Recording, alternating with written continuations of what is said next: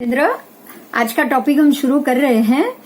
जो अस्थि कायों के मामले में मैं एक आपको एग्जाम्पल देकर समझाना चाहूंगी। एग्जाम्पल देकर, एक मिनट में पहले वो शुरू कर लूं। अभी तो मैं दिखाई दे रही हूँ ना? हाँ जी। हाँ, जैसे कि लड्डू, हमने लड्डू का ही उदाहरण लिया है, शास्त्र में उसका लड्डू का ही उदाहरण दिया। अब अगर लड्डू पूरा है तो स्कंद हुआ। ऐसे ही मान लो कि 200-500 लड्डू हो गए तो संख्यात लड्डू हो गए। और अगर कोई बड़े बड़े 2-3 ट्रक भर के आए हो, 10, 15, 20 ट्रक भर के हो, या पूरा बड़े से बड़े गोडाउन भर के हो, तो वो असंख्यात भी हो सकते हैं। बराबर। आज 1 लाख योजन प्रमाण जम्बू द्वीप में अगर किसी ने इतनी जगह को अगर किसी ने लड्डू से भर दिया तो वो असंख्यात हो जाएंगे। तो उसके लड्डू पूरा है, वो स्कंद है। उसमें से एक एक लड्डू का चौथा भाग लोगे तो वो देश हो जाएगा। उसमें से और छोटा करोगे, मतलब 2 कणी इकट्ठी है तो वो प्रदेश हो जाएगा। उसमें से 1 कणी करोगे तो अणु हो जाएगा। अब आपको ये समझना है, जैसे ये है उसी प्रकार से धर्मास्तिकाय है। अब लड्डू द्रव्य से तो एक हुआ ना। आप एक कणी को तो लड्डू बोलेंगे नहीं। बहुत सिंपल है, समझना। कणी को आप लड्डू बोलोगे ना। फिर 2 कणी को लड्डू बोलोगे नहीं। पूरे स्कंद को लड्डू बोलोगे? हाँ, पूरे स्कंद को ही लड्डू। क्या टुकड़े को लड्डू बोलोगे? नहीं। समझ में आ रहा है आपको? छोटे से टुकड़ा, 1 टुकड़ा, 2 टुकड़ा, आप उसको तो लड्डू बोलोगे नहीं। बोलोगे किसको? तो पूरा लड्डू है तो ये लड्डू है। बराबर। छोटा सा, इतना छोटा सा अगर किसी ने खाया, कीड़ी कितना खाएगी? अब ये सोचो। चल, अब उसी लड्डू का हम डिवीजन करेंगे। मान लो लड्डू धर्मास्तिकाय है।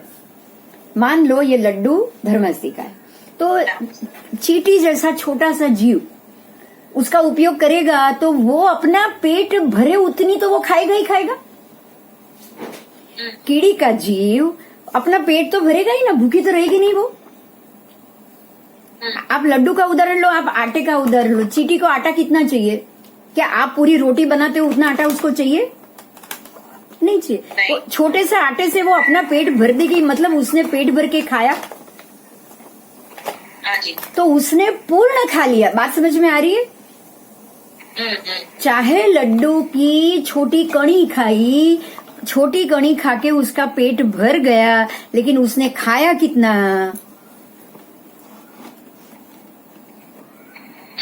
आप वही बोलोगे कि उसने पूरा खा लिया है, अब वो दोबारा खाने नहीं आएगी। आप बोलोगे कि नहीं बोलोगे? फिर से बोल रही हूं, देखिए, छोटी सी चींटी है, एकदम छोटी सी चींटी है। वो लड्डू में से छोटी सी कणी निकालेगी, उसको खींच के ले जाएगी। वो जितना खींच के ले जाएगी उतना ही लेके जाएगी। आप देखते हो ना, कीड़ी, छोटी सी कीड़ी जो अनाज लेके जाती है ना, खाने का टुकड़ा, तो वो कितना उठा पाती है? उतना ही वो लेके अपने दर में जाएगी और वहां पे वो खाएगी। तो वो छोटे से कणी को खाकर उसका पेट भर जाएगा, मतलब कीड़ी ने पूरा खाना खाया। हाँ या ना? हाँ। तो बात ये हुई कि उसने ऐसे ही, जब कीड़ी भी धर्मास्तिकाय का उपयोग करेगी ना, तो चाहे वो 2 परमाणु जितना उपयोग करे, छोटे से छोटे 2 परमाणु, उससे तो छोटा है ही नहीं। धर्मास्तिकाय, आकाशास्तिकाय, उससे तो छोटा है ही नहीं। लेकिन वो जो 2 परमाणु है, उतना भी अगर उसने उपयोग किया तो आप यही बोलोगे कि कीड़ी ने पूरा धर्मास्तिकाय का प्रयोग किया।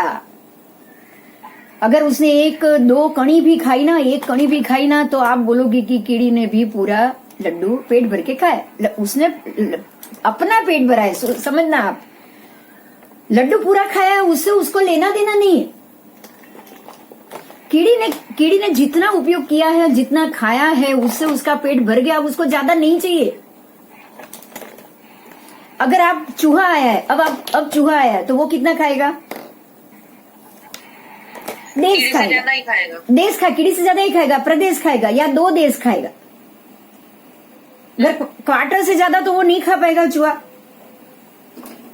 बराबर। तो वो पेट भरेगा तब तक खाएगा, पेट भरने के बाद वो बाकी का लड्डू छोड़ के चला जाएगा। हाँ बात समझ में आ रही है? तो चूहे ने भी पूरा खाया, खाना पूरा खाया। अब लड्डू कितना खाया वो मत देखो। ऐसे ही धर्मासिका है, 14 राजलोक में व्याप्त है। अब 14 राजलोक जितना धर्मासिका आप नहीं उपयोग में ले रहे हो। मेरी बात क्लियर हो रही है? आप 14 राज जितना धर्मासिका उपयोग में ले रहे हो ना। आप तो उसमें से 2 परमाणु, कीड़ी 2 परमाणु ले रही है। अगर चूहा ले रहा है तो 1 अणु ले रहा है। अगर उसमें से कुत्ता ले रहा है तो उससे ज्यादा लेगा। प्रदेश ले रहा है। अगर वो हाथी ले रहा है तो स्कंद ले रहा है, कम लेगा। स्कंद ले रहा है। और अगर वो वैक्रिय स्वरूप लेने वाले देवता ले रहे तो हमारा अभी पढ़ने में गया, आपको पता चल गया है अभी कि देवता 1 लाख जम्बू द्वीप जितना भी बड़ा वैक्रिय शरीर अपना बना सकते हैं। बना सकते।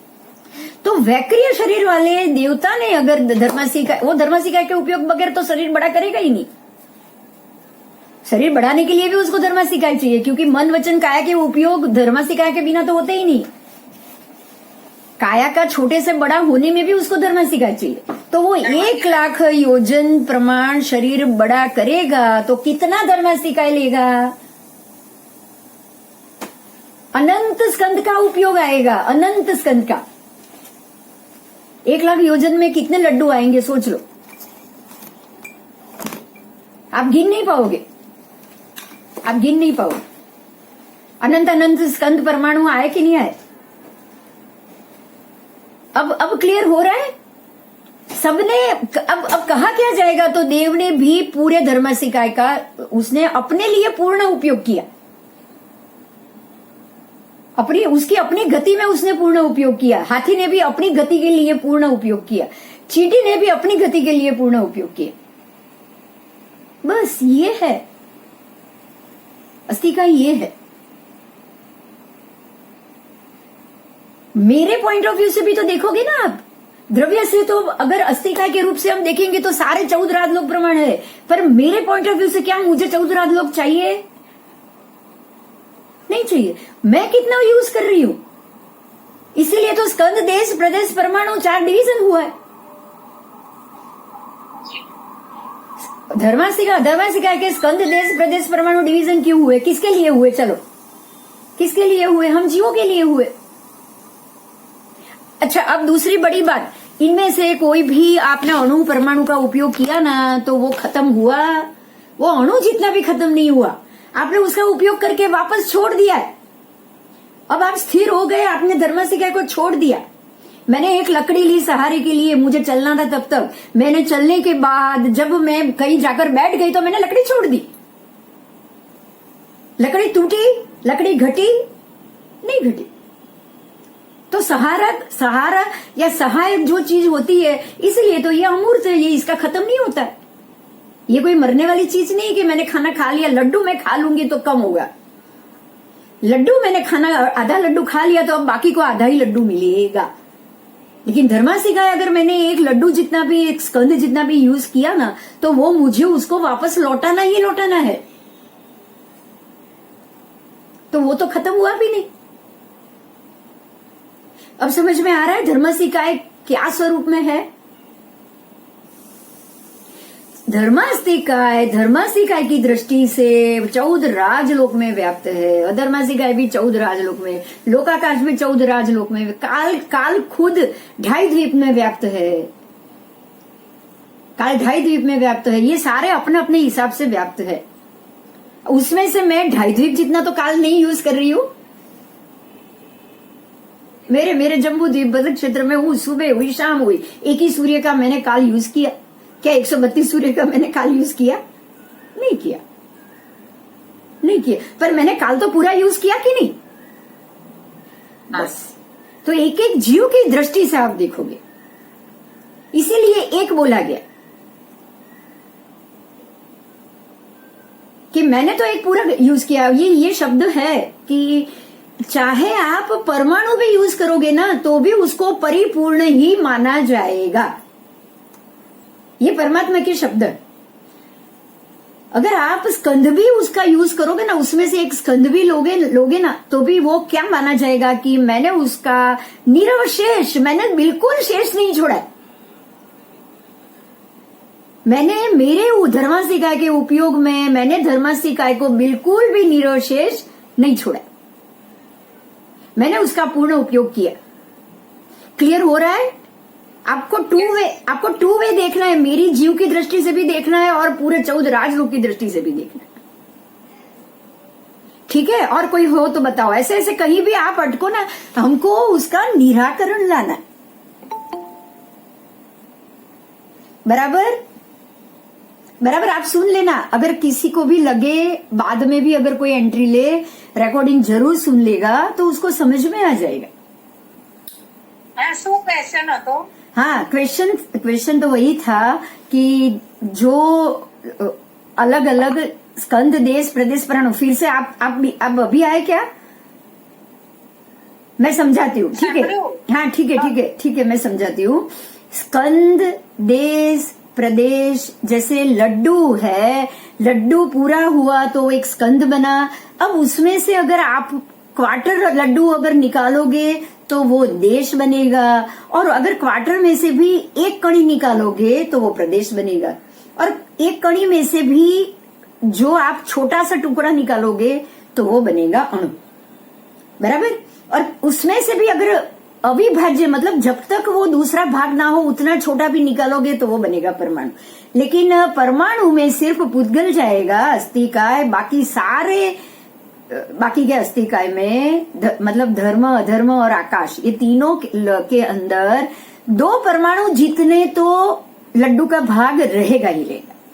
बराबर? अब आप ये सोचो, जैसे एग्जाम्पल से कि एक लड्डू अगर खाना है, चींटी को खाना है, तो वो कितना खाएगी? वो खाएगी छोटे से 2 परमाणु जितना। वो उठा के कितना जाएगी? जितना उठा के जाएगी अपने दर में लेके जाएगी, वो खाएगी। बराबर? वो वहां तो खाती ही नहीं। आप देखो कीड़ी को भी कहीं वहां नहीं खाएगी, वो खाना उठा के चलती जाएगी। तो वो अपने जैसे 2 परमाणु द्वय वाले तो कम से कम लेगी, क्योंकि उतना तो कम से कम है ही। तो वो 2 वाले लेकर लड्डू गई और उसने उतना खाया, पर उसने 14 राजलोक के धर्मास्तिकाय में से जैसे कि पूरे लड्डू के स्कंद में से तो उसने छोटे से 2 परमाणु ही निकाले। बराबर? पूरे लड्डू में से 2 परमाणु निकाले, ठीक इसी पर उसका पेट पूरा भर गया है।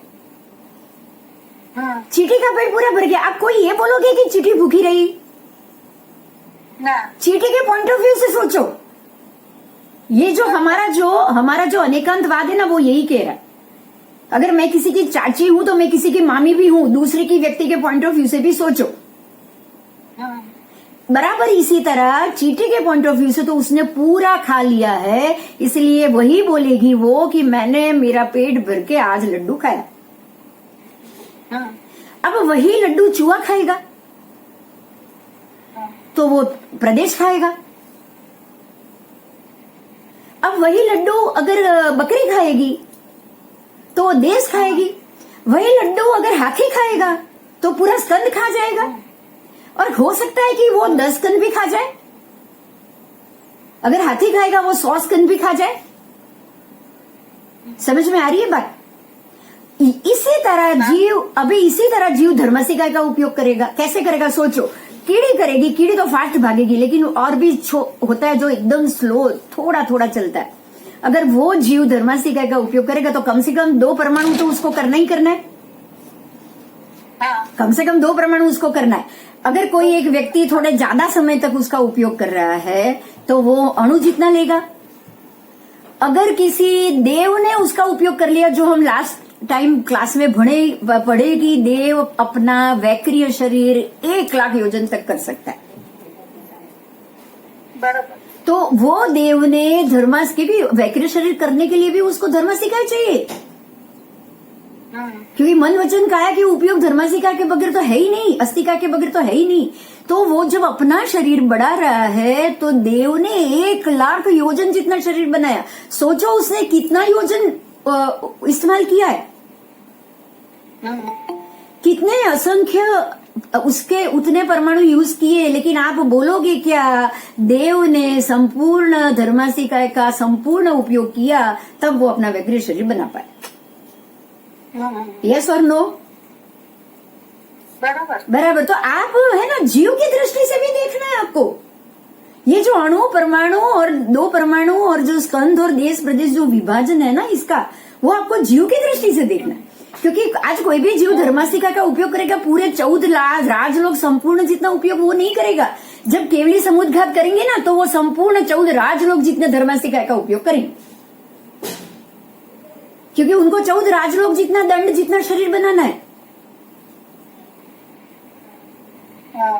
क्लियर हो रही है मेरी बात? बराबर। बस, तो आप इसी प्रकार से इसमें जाओगे। अच्छा, एक दूसरा बड़ा पॉइंट, लड्डू तो खत्म हो जाएगा अगर मैंने आधा खा लिया तो भी आधा ही बचा है, लेकिन धर्मासिकाय अधर्मासिकाय आकाशास्तिकाय में ऐसा नहीं होता। मैंने जितना यूज कीड़ी ने इतना दो परमाणु भी यूज किया ना तो वो तुरंत वापस यूज करने के बाद लौटा देगी, क्योंकि ये जीव तो अजीब है। ये धर्मासिका अजीब है, जीव है ही नहीं, ये खत्म तो होने वाला ही नहीं है। सिर्फ सहायक है। मैंने एक लकड़ी ली चलने के लिए, 4 कदम चलने के बाद में जब बैठी तो क्या मैं लकड़ी हाथ में पकड़ के रखूंगी ऐसे ही? जब मैं बैठूंगी सबसे पहले लकड़ी साइड पे रखूंगी कि नहीं रखूंगी? आप अगर 4 घंटे बैठोगे तो क्या लकड़ी ऐसा हाथ में पकड़ के बैठते हो? ना नहीं। ना। तो आपने धर्मासिका का सहारा लिया, अब आपने उसको छोड़ दिया। बिल्कुल उसी प्रकार से अजीव तत्व का उपयोग हम करते हैं, जैसे हम टेबल कुर्सी का उपयोग करते हैं, वो भी अजीव है। मैं किसी फल का उपयोग करूंगी तो वो जीव है, तो वो घटेगा, लेकिन ये घटेंगे नहीं। अभी क्लियर हो रहा है? आप जीव के पॉइंट ऑफ व्यू से जाओगे तो अणु परमाणु सब स्कंद देश प्रदेश सब विभाजन आ जाएगा। पर धर्मासिकाय तो एक ही है, 14 राजलोक में व्याप्त। कीड़ी ने भी किया तो पूरा उसने अपने जो भी उपयोग जितना कर सकती थी वो संपूर्ण उपयोग कीड़ी ने कर लिया। ठीक है, क्लियर होगी बात? क्लियर? हाँ, अभी कोई प्रश्न है तो पूछो। हाँ, कोई और प्रश्न है तो भी पूछ लो, फिर हम चालू करें। कल कहाँ आए थे? किल्बिषक देवों के निवास स्थान आ गए थे क्या? हाँ, कल्याणक भी हो गए, यहां से बाकी है। बराबर। देव किन कारणों से मनुष्य लोक में आते हैं? चलो अभी यहां से शुरू करती हूँ। कोई प्रश्न है तो बोल दो। चलो अभी हम ये कल हमने ये जान लिया परमात्मा के 5 कल्याणक को। च्यवन कल्याणक सबसे पहले जब परमात्मा गर्भ में आएंगे, उसके बाद उनका जन्म होगा तो जन्म कल्याणक, फिर उनकी दीक्षा होगी तो दीक्षा कल्याणक, फिर उनको केवल ज्ञान होगा तब केवल ज्ञान कल्याणक, और उसके बाद जब उनका निर्वाण होता है तब निर्वाण कल्याणक। हाँ, नहीं આપણે કાલે બધા આમ તો બધા જ બોલી ગઈ હતી। ચલો કઈ નહીં, હા ચલો કઈ નહીં, આજે બોલી જવું છું પાછું। કલ્યાણક, હા સમજાવ।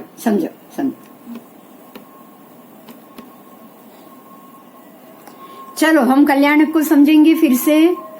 देखिए, माता जब परमात्मा का च्यवन होता है, जब परमात्मा गर्भ में आते हैं, तब परमात्मा तीर्थंकर परमात्मा की माता को जब उनके गर्भ में जीव के प्रवेश के समय और दूसरा चक्रवर्ती के जीव के प्रवेश के समय, ये दोनों के प्रवेश के समय माता को 14 सूपन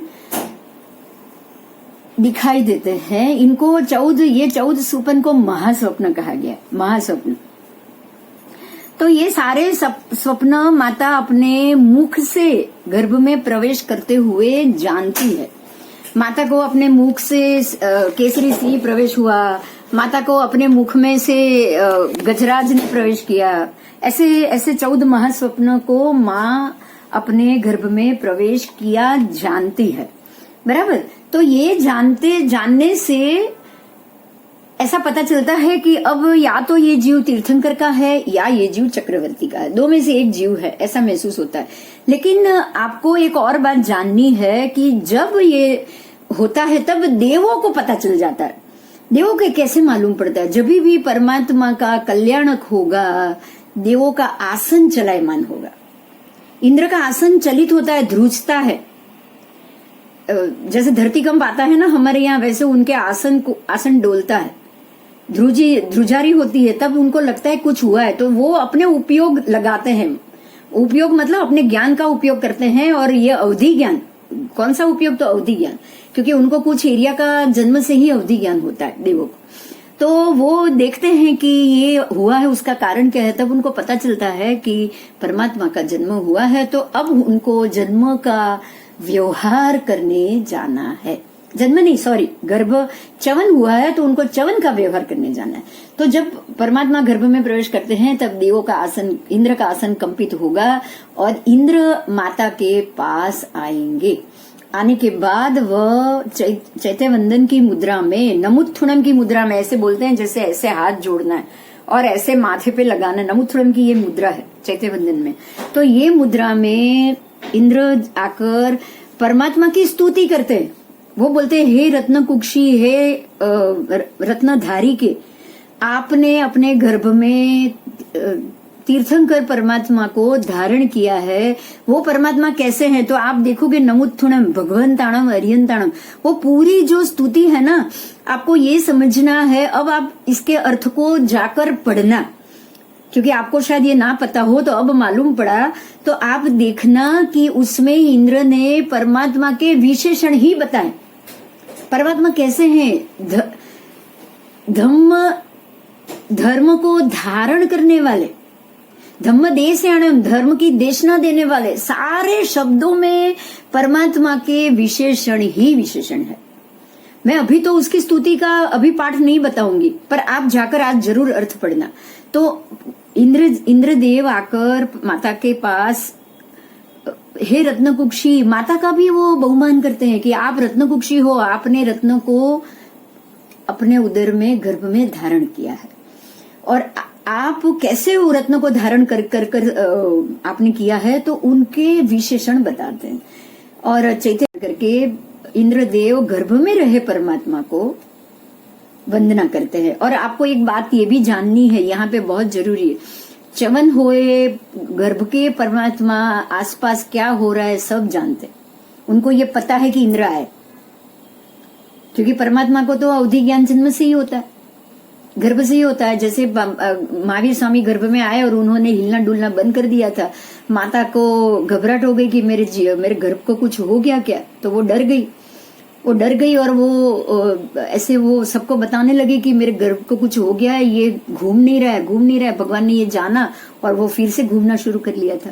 तो भगवान को तो आसपास क्या हो रहा है सब चीज अवधि ज्ञान होता ही है उनको, समय कुछ काल तक का, तो उनको तो ये पता है। अवधि ज्ञान तो उनको है ही, 3 ज्ञान लेके ही वो आते। तो इंद्रदेव आए हैं, उन्होंने स्तुति की है, ये परमात्मा जानते हैं। ठीक है, तो ये हुआ च्यवन कल्याण।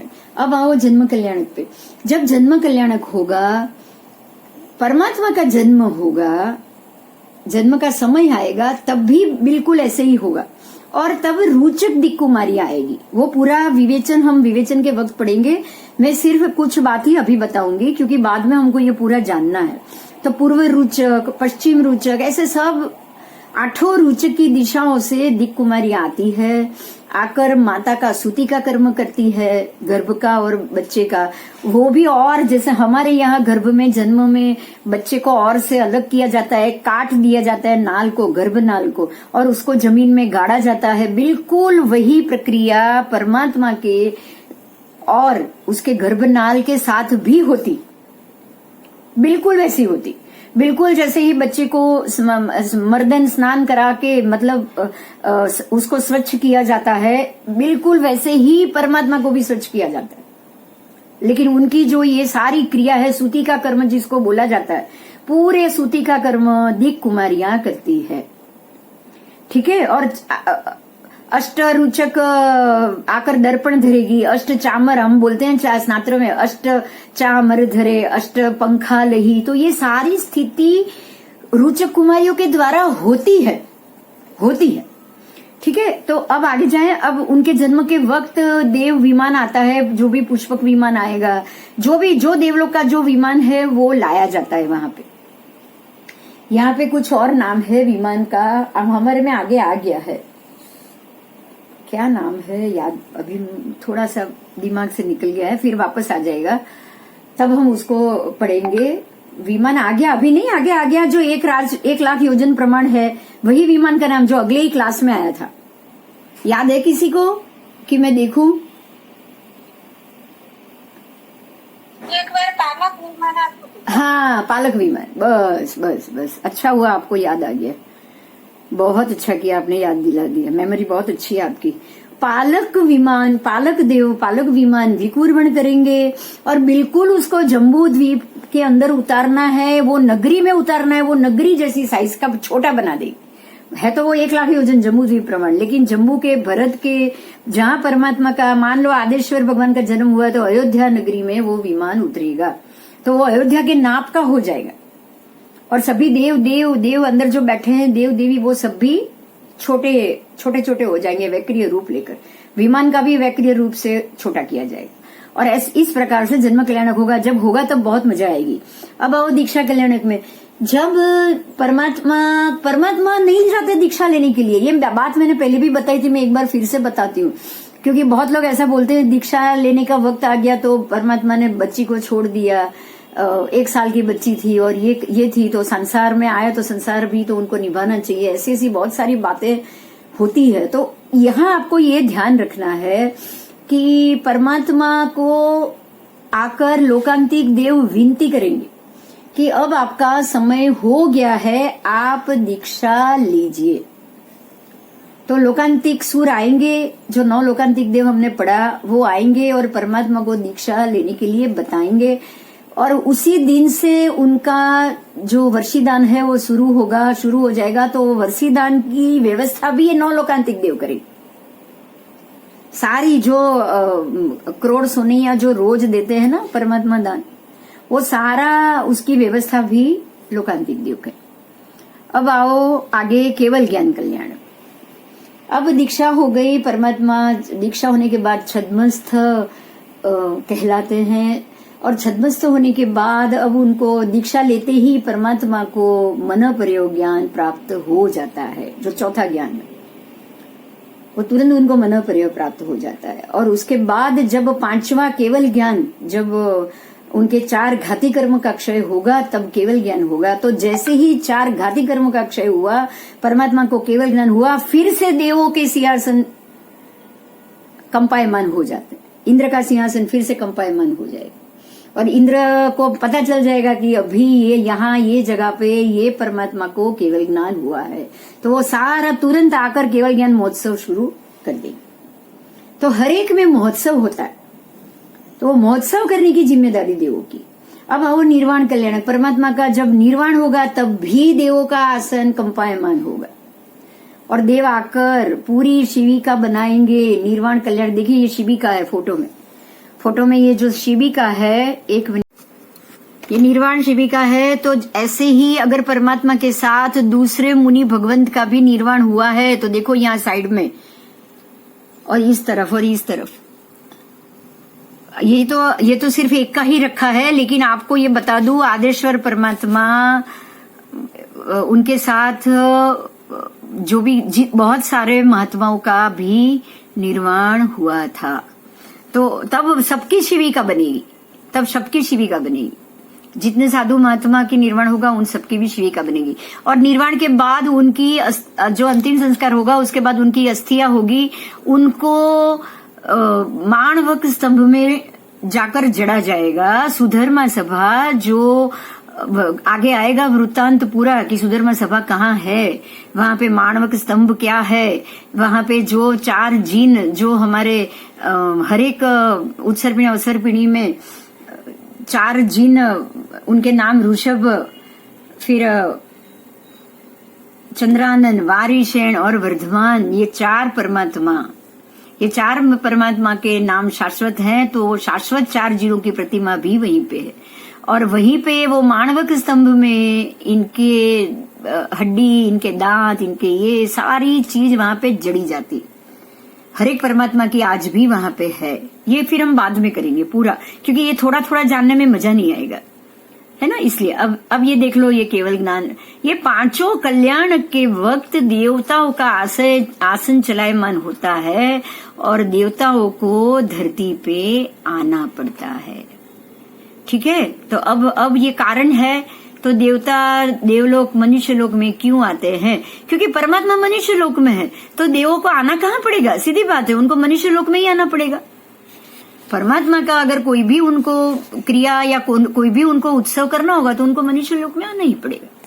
हाँ, उसके बाद हिरण्यकशिपु देव ने उनका परिवर्तन किया था। हाँ, इंद्र के आदेश से। हाँ जी। तो जब इंद्र जब पहली माता के गर्भ में च्यवन किया उन्होंने, हाँ, तो आए होंगे। हाँ, हाँ, तब उन्हें ज्ञान नहीं हुआ कि ये गलत, मतलब ये हुआ है तो उसको चेंज करना। वो बाद में क्यों हुआ? ये भी पूरी ये भी आपको पूरी चीज को, स्थिति को इस प्रकार से समझना है, क्योंकि इंद्र तो आए ही हैं, पर वो भी सरप्राइज हुए थे कि ये क्षत्रियाणी नहीं है, ये ब्राह्मणी है, और ऐसे कुल में परमात्मा का भी जन्म होता ही नहीं है, लेते ही नहीं है, तो ये हुआ कैसे?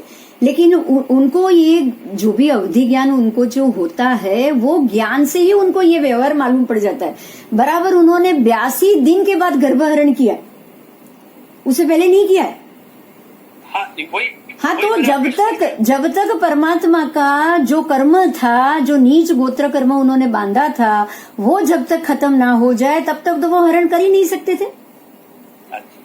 तो गर्भ हरण करने के लिए भी इंद्र ने ही हिरण्यकशिपु देव को भेजा।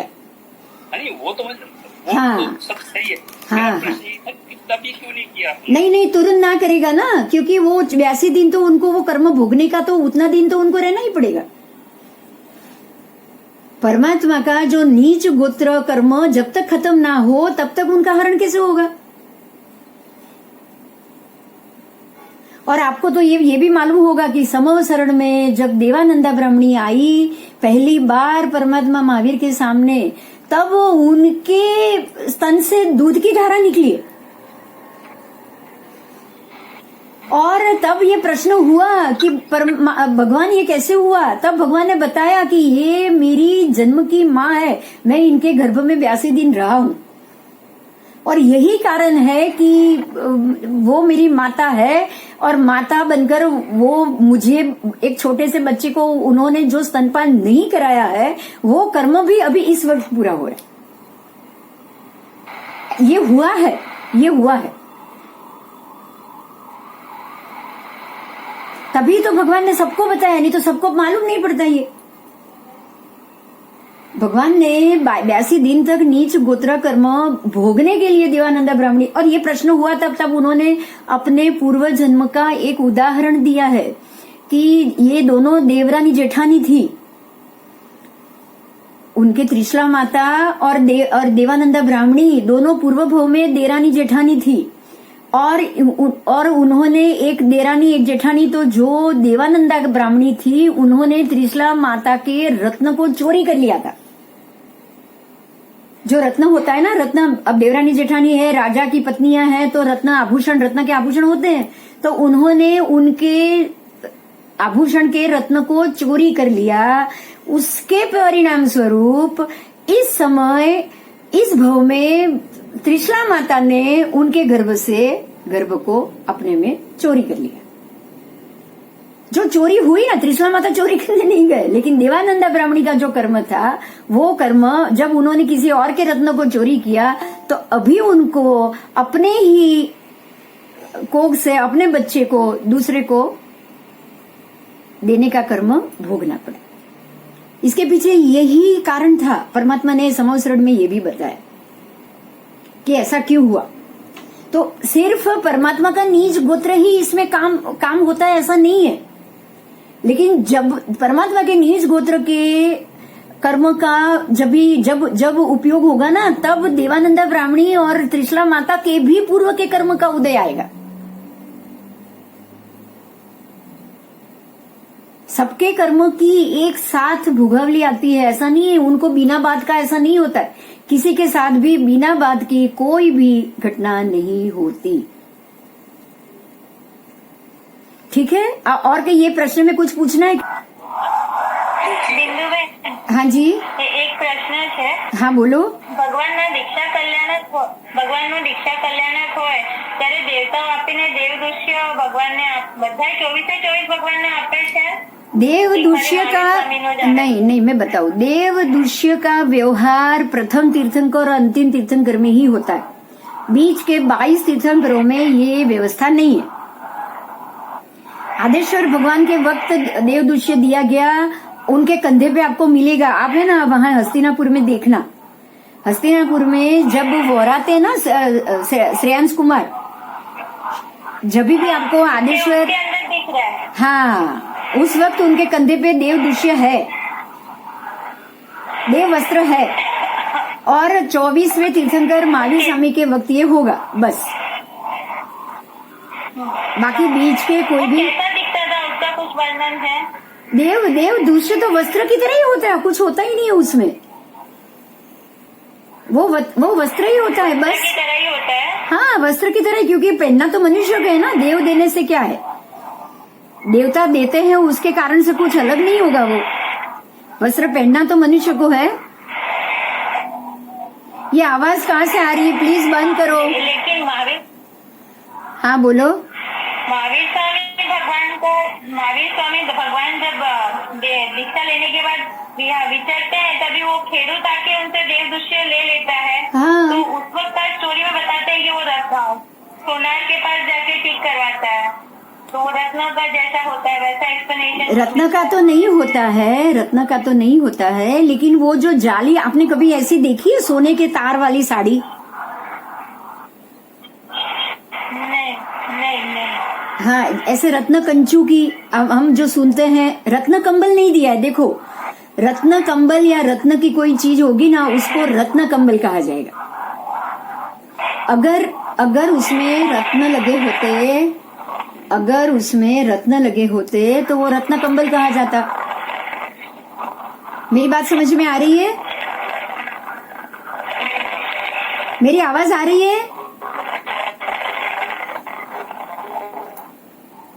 ठीक है, हाँ बस ठीक है। अभी आप बंद कर दो माइक, बस मैं बोल रही हूँ, सुनो। फिर कुछ प्रश्न होगा तो ही खोलना, क्योंकि बहुत आवाज आ रही है।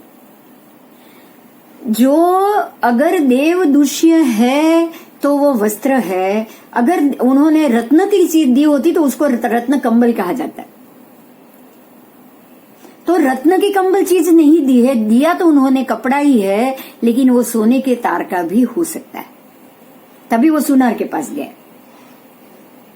ठीक है, अभी हम आगे चलेंगे। कहा जाता है कि तद्भव में तीर्थंकर परमात्मा रूप होने वाली व्यक्ति, मतलब जो व्यक्ति ने तीर्थंकर परमात्मा बनना है, जिन्होंने ऐसे तीर्थंकर परमात्मा बनने जैसे कर्म का निकाचित नाम कर्म बांधा, ऐसे व्यक्ति देवलोक आदि गति में से जब भरत आदि कर्म भूमि में जब आते हैं ना, अब देखो, आपको ये तो पता है कि जब परमात्मा माता के गर्भ में उत्पन्न होंगे तब वो आएंगे तो देवलोक से ही या फिर नरक से आएंगे। अब जैसे श्रेणिक राजा माता के गर्भ में उत्पन्न होंगे तो वो सीधे नरक से जाएंगे। रावण का जीव अगर वहां उत्पन्न होगा तो वो नरक से जाएगा। ऐसे ही जैसे परमात्मा महावीर स्वामी और पार्श्वनाथ भगवान के जीव ने ये जन्म लिया तो वो देवलोक से आए थे। तो जैसे ही वह ऐसे भरतादि कर्म भूमि में चवन होकर प्रकर्ष पुण्यशाली माता, देखिए माता के लिए लिखा है, वो प्रकर्ष पुण्यशाली माँ होती है। क्योंकि क्यों पता है, परमात्मा को जन्म देने वाले माता पिता नियमा देवलोक में जाते हैं। नियमा देवलोक, ये आप जरूर जानना। परमात्मा को जन्म देने वाले माता पिता देवलोक का ही आयुष्य बांधते। अगर कोई जीव ऐसा हो जो नरक में जाने वाला हो, उनके गर्भ से माता कभी भी परमात्मा जन्म नहीं लेंगे। आगे आओ, तो जब वो गर्भ में प्रवेश करते हैं तब उनका च्यवन होता है। तब परमात्मा का जीव जगत जंतु, क्योंकि सर्व जगत के जीव, जंतु का अर्थ है जीव, जगत के सभी जीव के कल्याण के कारण मनुष्य लोक में उत्पन्न हुआ है। ऐसा अवधि ज्ञान, कैसा अवधि ज्ञान पता है कि ये जीव जो माँ के गर्भ में आया है वह जगत के सभी जीवों के कल्याण के लिए ही आया है। ऐसा अवधि ज्ञान देवों को होता है, और वो अपने इस अवधि ज्ञान के कारण वो उनका च्यवन कल्याणक महोत्सव मनाते हैं। बराबर। पुण्यात्मा के गर्भ के प्रभाव से माता को गर्भ वेदना, उदर वृद्धि, जन्मादि के काल पे अशुचिपना कुछ नहीं होता, कुछ भी नहीं होता, माता को कोई तकलीफ नहीं होती। अब आगे आओ, पुण्यात्मा के गर्भ के प्रभाव से ये कुछ नहीं होता। अनुक्रम से गर्भ पालन का यथा योग्य समय जब आ जाए, गर्भ पालन का होते ही परमात्मा का अवधि ज्ञान पूर्वक, क्योंकि जब उनका जन्म होता है तब उनको अवधि ज्ञान होता ही है, जो समग्र विश्व को तारक रूप होने से। अब आपको एक बात समझनी है, जब भी ये परमात्मा का जन्म होगा तब सातों नरक में नारकी को भी क्षण के लिए सुख का कारण रूप बनता है, उनको सुख की अनुभूति होती।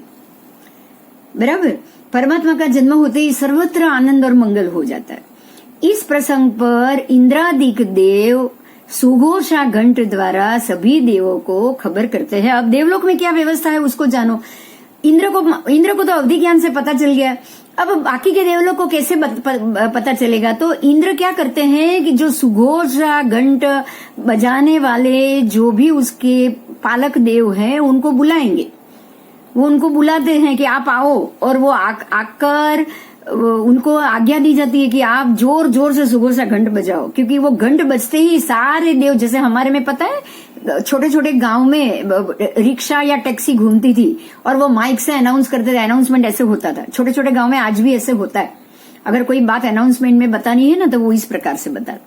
तो बराबर ऐसे ही सुघोषा घंट जोर जोर से बजाया जाता है और उसकी आवाज, उसकी रणकार पूरे देवलोक को हिला देती, इतना बड़ा उसका रणकार होता है।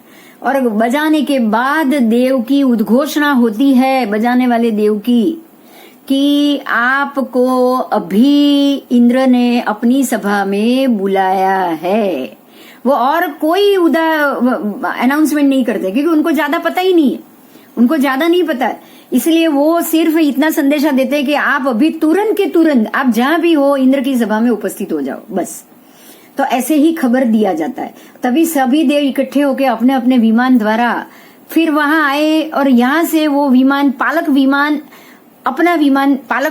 देव अपना विमान बनाएंगे, और उस विमान में बाकी सारे दूसरे जो सामानिक देव हमने जो पढ़े ना, जब जिसके अपने अपने विमान, वो सारे अपने विमान सहित ये विमान में प्रवेश करें, और पूरा एक ही पालक विमान में सब बैठेंगे। वो पालक विमान जम्बूद्वीप पे उतरेगा और अंदर से सारे देव और इंद्र पहले बाहर आएंगे, फिर बाकी के देव बाहर आएंगे और जन्म गृह में जाएंगे। और जन्म गृह में जाने से पहले, वो पृथ्वी पे विमान आने से पहले अपनी विद्या द्वारा, जो इंद्र है वो अवसर्पिणी निंद्रा, उसका नाम है अवसर्पिणी निंद्रा, वो सारे जम्बू द्वीप को वो निंद्रा में सुला देते हैं। मतलब कोई नहीं जागता, सब सो जाते हैं, किसी को नहीं पता, माता को भी नहीं पता, किसी को नहीं पता कि देवलोक से ऐसा विमान आया है, वो कोई जानता ही नहीं। और फिर आएंगे, माता के बाजू में जाएंगे, माता के पास आके प्रभु को तो वो ले जाएंगे, लेकिन बिल्कुल उसके जैसा एक प्रतिबिंब माता के पास रख के जाएंगे। मूल शरीर को ले जाएंगे, लेकिन बिल्कुल वैसा ही एक प्रतिबिंब, जितने बाल प्रभु के प्रतिबिंब को माता के पास वो सुलाकर मूल शरीर को स्वयं ही इंद्र ग्रहण करते हैं, अपना ही पंच रूप करने पूर्व।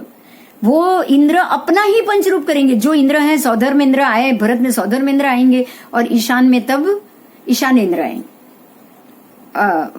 ऐरावत में ईशानेन्द्र जाएंगे, और भरत क्षेत्र में सौधर्मेंद्र जाएंगे, और वो अपना ही पंच रूप बनाएंगे। तो उन्होंने उसी वक्त पंचरूप बनाया और परमात्मा को मेरू पर्वत पर ले जाके जन्माभिषेक महोत्सव करने के लिए मूल शरीर को उन्होंने उठाया।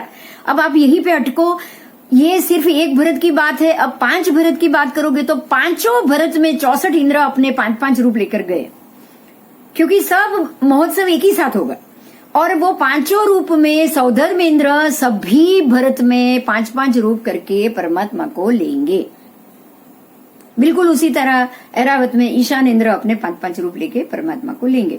और इस प्रकार से 10 परमात्मा को पांचों मेरू के ऊपर, पांचों मेरू के उत्तर और दक्षिण शिला पे, एक मेरू पे एक उत्तर में शिला, एक दक्षिण में शिला, दूसरे में भी उत्तर में शिला, दक्षिण में शिला, बिल्कुल पांचों मेरू पर्वत पे पांचों उत्तर दक्षिण शिला में 10 परमात्मा पहुंच गए हैं।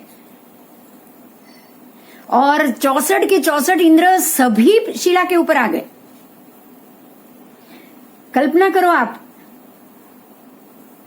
क्योंकि 64 इंद्र साथ में ही सभी जन्म महोत्सव करें। ठीक है, आगे चलो। अपना पंचरूप करने पूर्वक मेरू पर्वत पर जाकर अभिषेक आदि महोत्सव करते। ये पूरा महोत्सव हम सीखेंगे, पर सेकेंड ईयर में आएगा, अभी नहीं। इस प्रकार देव देवियां अनेक प्रकार से बड़ी धूमधाम से जन्म कल्याणक मनाते हैं। अब आगे जाएंगे। जन्म कल्याणक अभी आपको इतना ही जानना है, बाकी जो पूरी विगत है बहुत है और वो आप जानोगे, पर अभी दूसरे या तीसरे साल में जानोगे। आगे आओ। यथाकाल वृद्धि होते होते परमात्मा अपने भोगावली कर्म क्षय होते ही, अब जिनका परमात्मा का संसार भोगना है, उनकी शादी भी होती है। जिनके को बच्चे को जन्म अपने कर्म के हिसाब से, जिनको जो कर्म उदय में है, जिनको पिता बनने का कर्म भोगना है, उनके बच्चे भी होंगे। ठीक है, जैसे आदिनाथ भगवान को 100 पुत्र हुए थे और 2 पुत्रियां हुई थी। बिल्कुल महावीर स्वामी को 1 पुत्री हुई थी। मल्लीनाथ भगवान ब्रह्मचारी थे, नेमनाथ भगवान ब्रह्मचारी थे। अपने अपने कर्म के हिसाब से, कोई ऐसा नियम नहीं है कि परमात्मा संसार भोगते नहीं, ऐसा कोई नियम नहीं। शाश्वत नियम अनुसार अब जब उनका भोगावली मतलब संसार भोगने का कर्म क्षय हो गया, जब उनके दीक्षा लेने का मतलब अभी वैराग्य लेने का कर्म शुरू हुआ, तब फिर से शाश्वत नियम अनुसार लोकांतिक देव, उनके आचार पालन, उनको ये आचार है, उनका ये व्यवहार है कि वो परमात्मा के पास जाए और जय जय जय ऐसे शब्द करके, जयकारा बोल के तीर्थ प्रवर्तन करने की सूचना परमात्मा को दे। और ये सूचना मिलते ही जगत को 1 साल तक, 1 साल, हाँ पूरा जो वर्षीदान बोला है ना शब्द, वो 1 साल तक होता है।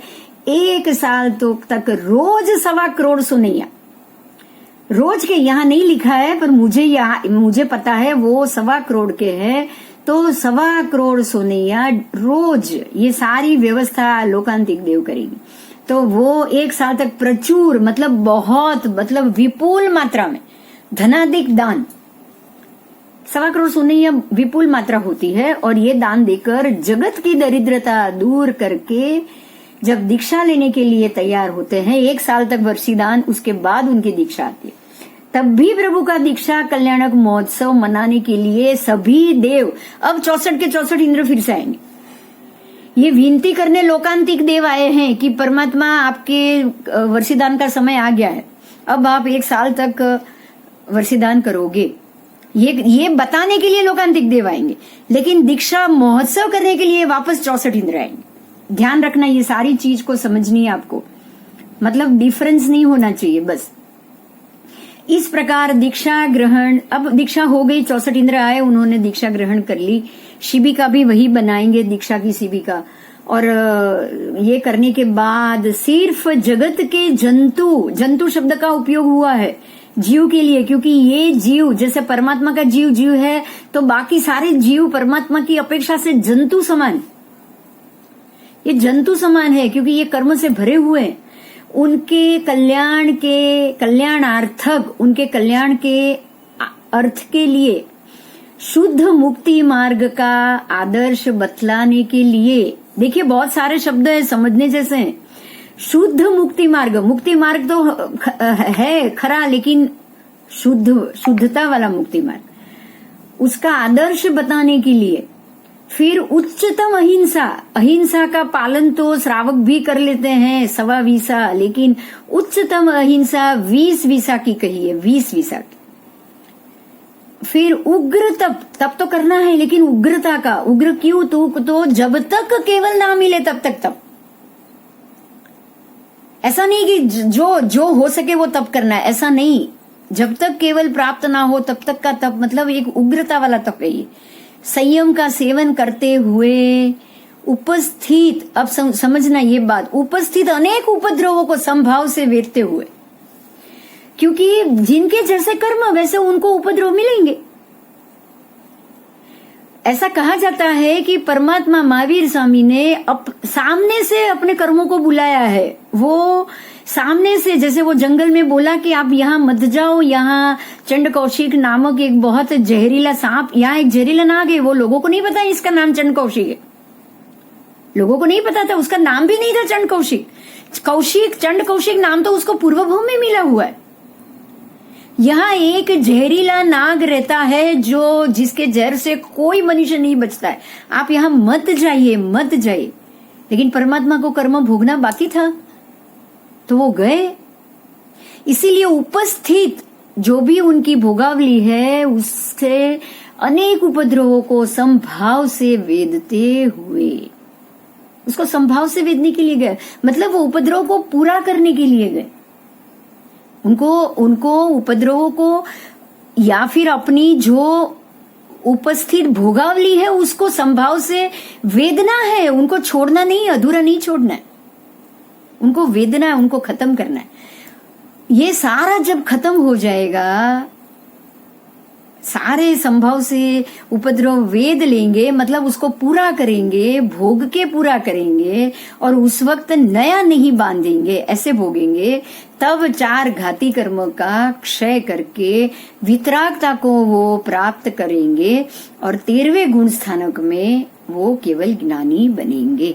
तो ये जो पूरी उनकी जो परिस्थिति गई, ये जो समय गया, और जब उनको केवल ज्ञान हुआ तो वो केवल ज्ञान कल्याण के रूप में उसका उत्सव मनाने के लिए, उसकी महिमा बढ़ाने के लिए, महिमा गाने के लिए, उसकी महिमा या केवल ज्ञान कल्याण को मनाने के लिए भी देव फिर से पृथ्वी पे आएंगे।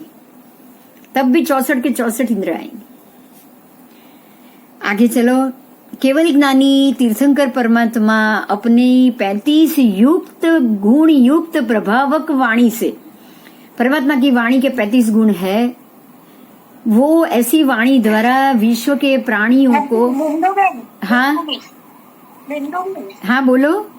કેવળ જ્ઞાન થાય, જ્યારે પણ કેવળ જ્ઞાન થાય ત્યારે દેવો દરેક વખતે આવે ને, જેને પણ થાય ને, हाँ जेने पण થાય ને આવે। पर परमात्मा के केवल ज्ञान के वक्त तो 64 इंद्र आएंगे। अब सारे दूसरे को केवल ज्ञान होगा तब 64 इंद्र नहीं आएंगे। અચ્છા, અને દરેક વખતે દેવો જ આવીને પેલું દીક્ષાની જોડ ભરત મહારાજાને આપી હતી, એવું કઈક આવે છે એ? वो भरत राजा ने दीक्षा नहीं ली थी ना, उनको श्रावकपणा में केवल ज्ञान हुआ। એટલે એમને દેવો આપી। हाँ, अब देव आकर केवल ज्ञान महोत्सव करने आए। जब देव आए तभी तो लोगों को पता चला ये केवली है। केवली खुद नहीं बताते कि मुझे केवल ज्ञान हो गया। अच्छा, ओके। केवली खुद नहीं बताते। देखिए समझिए, उदाहरण से समझिए। अब हर एक चीज में हम उदाहरण लेंगे ताकि आपकी बात पुख्ता हो जाए। जब गौतम स्वामी 1500 तापस को क्षीर का पाना करा के बोले कि चलो आप सब मेरे गुरु के पास चलो, मैं आपको मेरे गुरु के पास ले जाता हूँ और वहां जाकर आप दीक्षा लेना।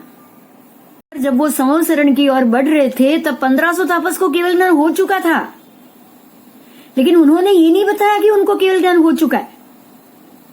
और वो 1500 तापस संवत्सरण में आके केवली की परिषदा में जा रहे थे, तब गौतम स्वामी ने रोका कि आप वहां मत जाइए, ये केवली की परिषदा है, आप यहाँ आइए, आपको परमात्मा के पास आके दीक्षा लेनी है, आप वो परिषदा में नहीं बैठ सकते।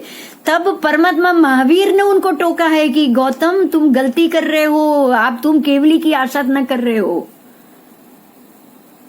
आपने केवली की आशा न की, आप उनसे क्षमा मांगो। मतलब क्या हुआ पता है? वो 1500 केवल ज्ञानी ने नहीं बताया गौतम स्वामी को भी हमको केवल ज्ञान हो गया है। ऐसे ही भरत राजा सबको नहीं बताएंगे कि मुझे केवल ज्ञान हो गया है। देव आएंगे, उनको देव दुष्य देंगे और देव आकर केवल ज्ञानी का महोत्सव करेंगे, इसलिए आसपास सबको पता चल जाएगा कि इनको केवल ज्ञान हो गया है। ठीक है, आगे चल।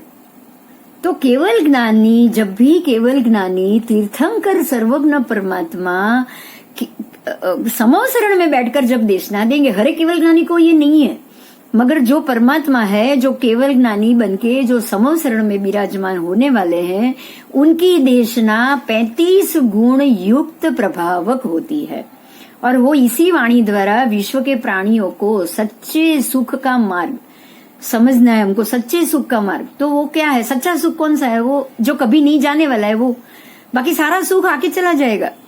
एक ही सुख ऐसा है जो सच्चा है, जो आकर कभी भी नहीं जाएगा। आपको है ना यहाँ पे ये चीजों को याद करना है। अक्षय है, शिव, मयल, मरुव, मणंत, मखय, मबाबाह, मपूर्ण रावेती। सिद्धि गति कैसी? सिद्धि गति कैसी है? वो इतने सुख से, इतने सुखों से युक्त है। शिव, शिव मतलब कल्याणकारी है। सिद्धि गति का सुख कैसा है? तो वो कल्याणकारी है शिव। अयलम, अब ये अचल है, ये सुख आकर वापस नहीं जाएगा। मेरी बात समझ में आ रही है? सिद्ध के जीवन सुनाई दे रहा है क्या? कोई जवाब नहीं दे रहा है। मेरी आवाज तो पहुंच रही है ना? हाँ हाँ हाँ, बस अब अचल हो गया, ये स्थान अचल हो गया। क्यों? क्योंकि अब ये सुख आकर वापस नहीं जाएगा। सिद्ध का सुख प्राप्त कर लिया है उन जीवों ने, वो स्वाद चख लिया है। अब ये वापस आके ये अचल हो गया, ये हमेशा के लिए सुख मिल गया, इसलिए ये सच्चा सुख है। सच्चा सुख कैसा है? जो हमेशा के लिए आ जाए, वो जो आकर कभी ना जाए, वो, और वो एक ही सुख है सिद्ध गति का, और कोई नहीं। तो शिवम अयलम, आपको ऐसे उसको छोड़ना है। शिवम अयल नहीं, शिवम अयलम। फिर मरुव नहीं, अरुवम, जो जिसका रूप ही नहीं है, रंग नहीं है, मतलब वो पुद्गलास्ती का ही नहीं है, उसका कोई कलर नहीं, ये नहीं, सुगंध युक्त नहीं, दुर्गंध युक्त नहीं। जो पुद्गल के 20 भेद है ना, वैसा इनका यहाँ कोई भेद नहीं। जो कभी नहीं सड़ने वाली है वो जगह है ये। ऐसा उनका आत्मा का यहाँ पे उनका खुद आत्मा अपने स्वरूप को लेकर बैठेगी, जो कभी भी सड़ने वाला नहीं, जो कभी भी, मतलब अरूपी है। अरूपी है तो वो 20 भेद से युक्त नहीं है। अक्षय मतलब अब ये अक्षय है, हमेशा के लिए है, ये सुख हमेशा के लिए, ये सारा सिद्ध गति का सुख है, हमेशा के लिए अक्षय है। अब ये कभी नहीं टूटेगा, ये सच्चा सुख है, यही सच्चा सुख है, मोक्ष का सुख, जो कभी भी खत्म, अक्षय है, जो कभी क्षय नहीं होगा। मवाबाह मतलब अव्याबाध रहित। अब यहाँ अव्याबाध, बाधा कभी नहीं आएगी, कोई भी बाधा इनको नहीं आने वाली। मपुनरावृत्ति मतलब अब पुनरावर्तन नहीं है। अब इनको पुद्गल परावर्त में आके वापस पुनरावर्तन नहीं करना है। ये ऐसा सुख है जो पुनरावर्तन कराने वाला नहीं है। अपुनरावृत्ति, सिद्धि गई। आप सोचो, सिद्धि गई मतलब अब ये यही सिद्धि गति है। नामधेयम, नाम को धारण करने वाला, सिद्धि गई नामधेयम। सिद्ध गति में अपना नाम रजिस्टर करा दिया है। बात समझ में आ रही है मेरी? अब इन्होंने सिद्ध गति में अपना नाम, ये आत्माओं ने धारण कर लिया है सिद्ध गति का। ठाणम संपत्ताणम, अब यहां ही वो स्थिर हो जाएंगे। अब ये यहां पे स्थिर हो जाएंगे।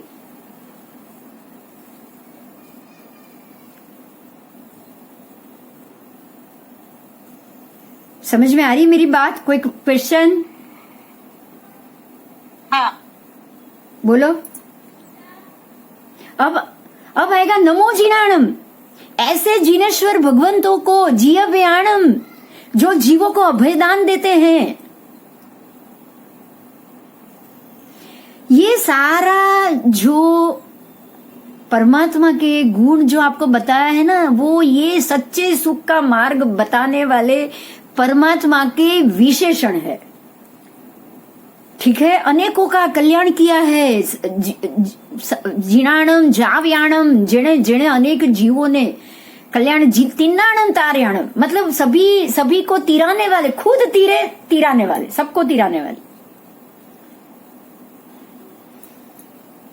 ऐसा करके उनके द्वारा बाकी शेष बचे 4, अब ये परमात्मा केवल ज्ञान हो गया, अब 4 शेष कर्म बाकी है। वो पूरा करके ही वो निराबाध रूप, निराबाध जो अव्याबाद है ना, वही शब्द वापस आ रहा है। अब वो निराबाध रूप मोक्ष को प्राप्त करें। तो जो आपने ये शिवम मयलम मरुवम मणंत मखय महाबा मपुण रावित्ती, ये सब जो गुण देखे ना, विशेषण है ना, वो सिद्ध गति के। और ऐसे सिद्ध गति में अपना नाम रजिस्टर कराने वाले ऐसे परमात्मा, अब ये मोक्ष कल्याणक उनका जब मोक्ष हो जाएगा, तब वो सिद्ध गति में जाके विराजमान हो जाएंगे। ठीक है, तो मैंने जो अभी आपको बताया वो मोक्ष सिद्धि गति का विशेषण है। सिद्ध गति में कैसा सुख, सच्चा सुख कैसा होता है, तो वो ऐसा होता है। अब यहाँ ये सारी चीज रिपीट नहीं होगी, पुनरावर्तन नहीं होगा। ये अक्षय सुख है, अब यहां से आपको वापस नहीं आना है। उसको ऐसे परमात्मा जब सिद्धि गति में चले जाते हैं, तब उसका भी महोत्सव 64 इंद्र मिलके करते हैं, देव आते हैं। तो ये निर्वाण कल्याणक, दूसरी अवस्था में मोक्ष कल्याणक का उत्सव करने के लिए देव आते। इस प्रकार से 5 कल्याणक मनाने के लिए देव मनुष्य लोक में उतरते हैं, अवतरते हैं, आते हैं। इससे अतिरिक्त भी किसी महर्षि के, अब और भी सुनो, किसी महर्षि के महान तप के प्रभाव से भी आकर्षित होकर उनका महत्व बढ़ाने के लिए अथवा वंदन नमस्कार आदि करने के लिए भी देव पृथ्वी पे आते हैं। साथ में जन्मांतर के, मतलब अगर मेरी कोई खास सहेली, आप में से अगर मेरी कोई खास सहेली अगर जन्मांतर में, मतलब आप वो अगर देवगति में जाए और वो देखे कि ये यहाँ पे तकलीफ में है, तो वो स्नेह भी उसको यहाँ पर स्नेहादि के कारण भी वो मनुष्य लोक में आ जाते। तो हम जब ये देखते हैं ना कि किसी मंदिर में किसी परमात्मा के मंदिर की दीवारों के ऊपर से अमी निकल रहा है, या परमात्मा की आंखों से अमी निकल रहा है, या केसर के छांटने दिख रहे हैं, तो ये सारी स्नेहादिक के कारण ही होता है। उस परमात्मा की प्रतिमा की जिन्होंने सतत पूजा की हो और वो अगर देवगति में गए हो, तो वो व्यक्ति, वो मंदिर, वो परमात्मा के पास स्नेहादिक के कारण आएगा। और उसके आने से ही ऐसे चमत्कारी चीज, क्योंकि देव आएंगे तो कुछ न कुछ तो उसके महत्व बढ़ाने के लिए वो करेंगे। वो परमात्मा के, भगवंत के महत्व बढ़ाने के लिए वो करेंगे ऐसे, बराबर। तो मनुष्यादिक की स्त्री पर किसी रागवश भी अगर हो गया ना, अगर कोई देव है ऐसे जिसने किसी मनुष्यादिक स्त्री के ऊपर अगर उसको राग भी आ गया ना, तो वो उसके शरीर को भोगने के लिए भी यहाँ पे आएंगे और उसके शरीर में प्रवेश हो करके उसका शरीर का वो भोग करेंगे। द्वेष बुद्धि से भी प्रेरित आएंगे। जैसे संगम आए थे, द्वेष बुद्धि से प्रेरित होके आए थे, वो उनका मान नहीं पचा पाए। इंद्र ने मान किया परमात्मा का, तो वो मान को पचा नहीं पाया, इसलिए संगम आया कि ऐसा कोई होता ही नहीं, कोई भी मनुष्य, देखो मैं अभी उसका कैसा उसकी धीरज को तोड़ता हूं, ये सोच के वो आए, बराबर। और आपको ये पता होगा वो जो हमारे परमात्मा के वक्त जो कहानी है, वो अर्जुन माली की। अर्जुन माली के शरीर में यक्ष प्रवेश करता था, वो द्वेष के लिए करता था, क्योंकि वो प्रवेश करने के बाद रोज 6 पुरुष और 1 स्त्री को मारता था। तो यक्ष द्वेष बुद्धि से प्रेरित होकर अर्जुन माली के शरीर में प्रवेश करता था और रोज की 7 हत्या वो करता था। तो ऐसा भी वो यक्ष था, मतलब वो भी देव की ही एक कोटि हुई। तो इस लोक में, इस धरती पे, इस कारण से भी देवता आते हैं।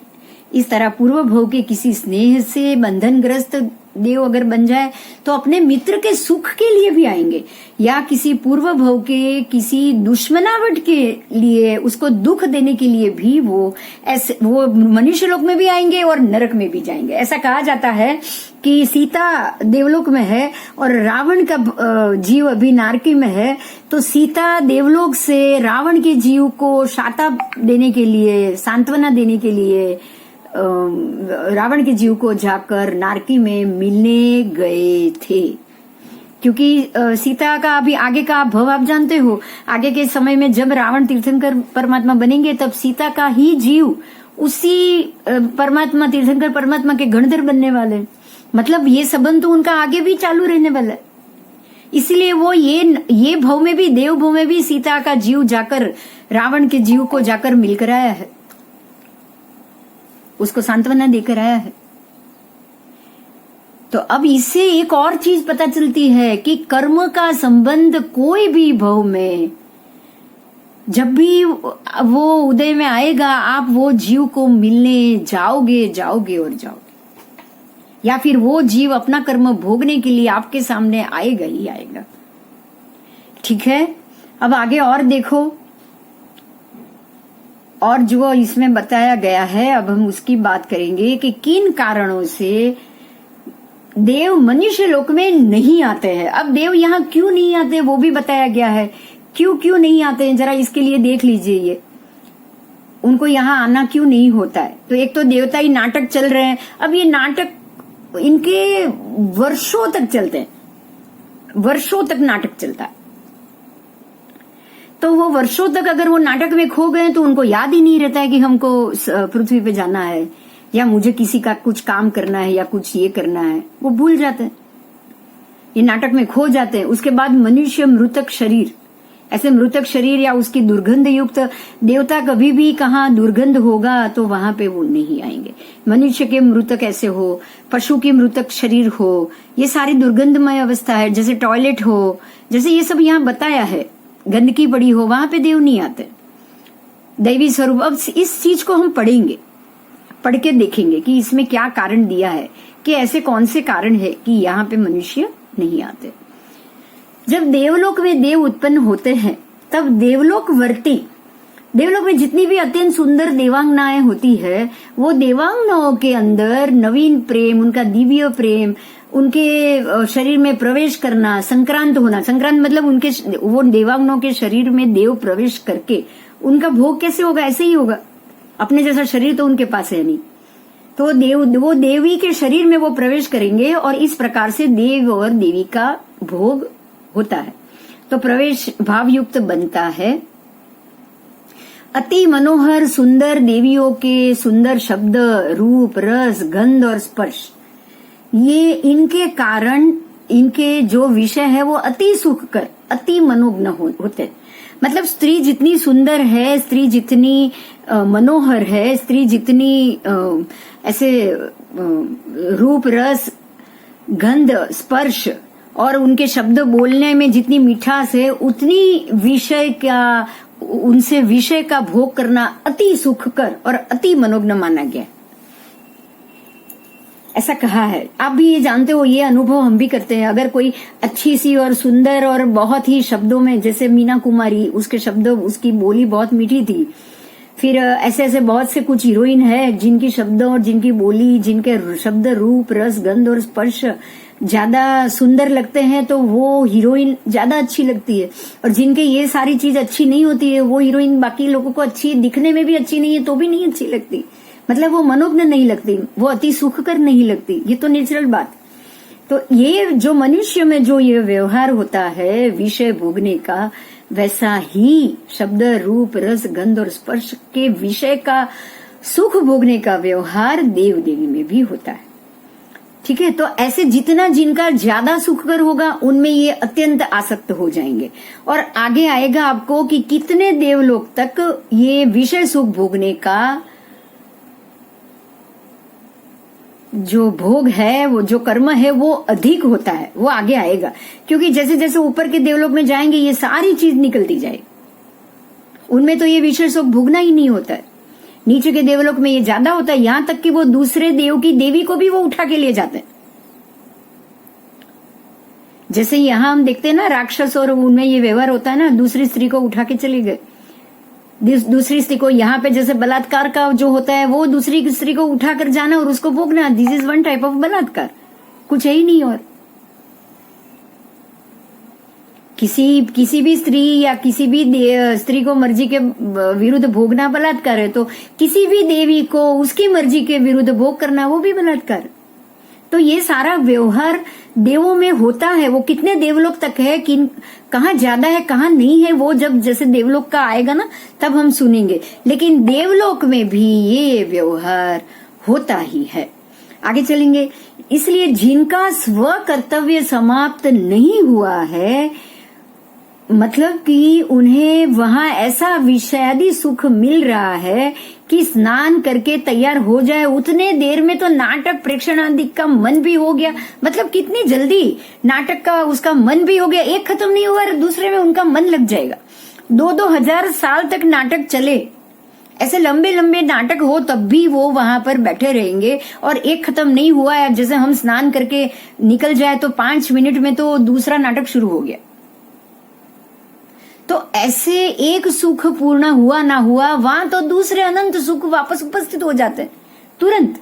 तो एक सुख में से निकले दूसरा सुख भोगो, दूसरे में से निकले तीसरा भोगो, तो तब तक तो उनको ये याद ही नहीं रहता है कि मेरी पिछला जन्म क्या था, देखने का उनको समय ही नहीं मिलता है कि उनको ये खत्म हो जाएगा तो उसके बाद कहाँ जन्म लेता है, वो भी जानते हैं देव ये भाव खत्म होने के बाद अगर वो अपना अवधि ज्ञान से उपयोग रखे तो वो कहाँ उपस्थित होने वाले हैं वो भी उनको पता है, लेकिन वक्त ही नहीं मिलता, सुख में से वो बाहर ही नहीं आते।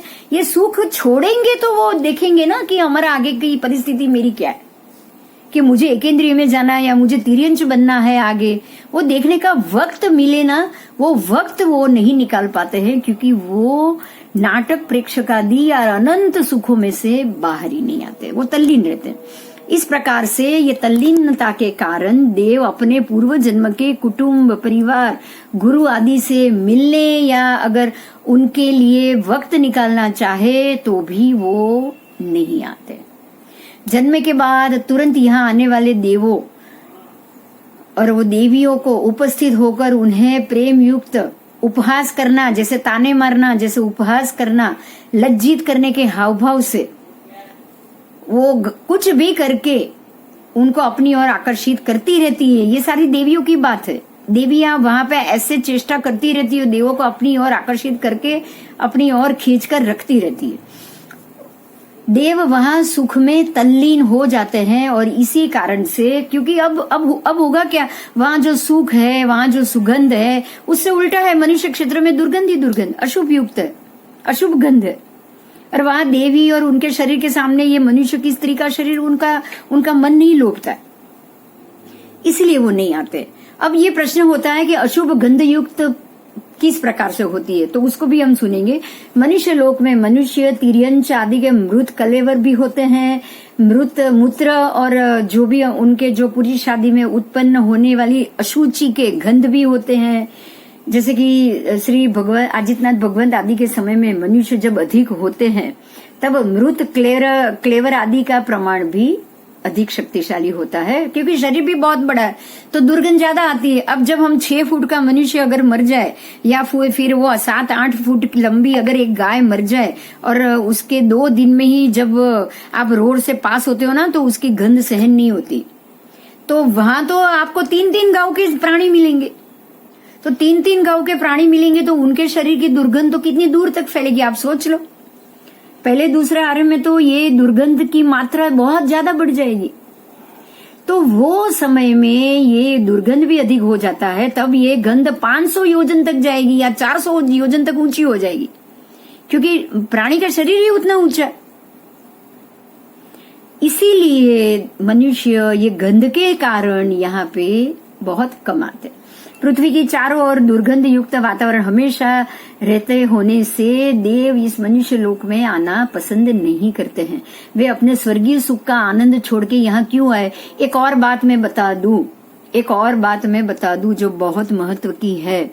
जब परमात्मा का जन्म कल्याणक होगा और जब देव वो उनका विमान यहाँ पे उतरेगा तो वो विमान नीचे उतरने से पहले वैक्रिय रूप लेकर देवता यहाँ आएंगे।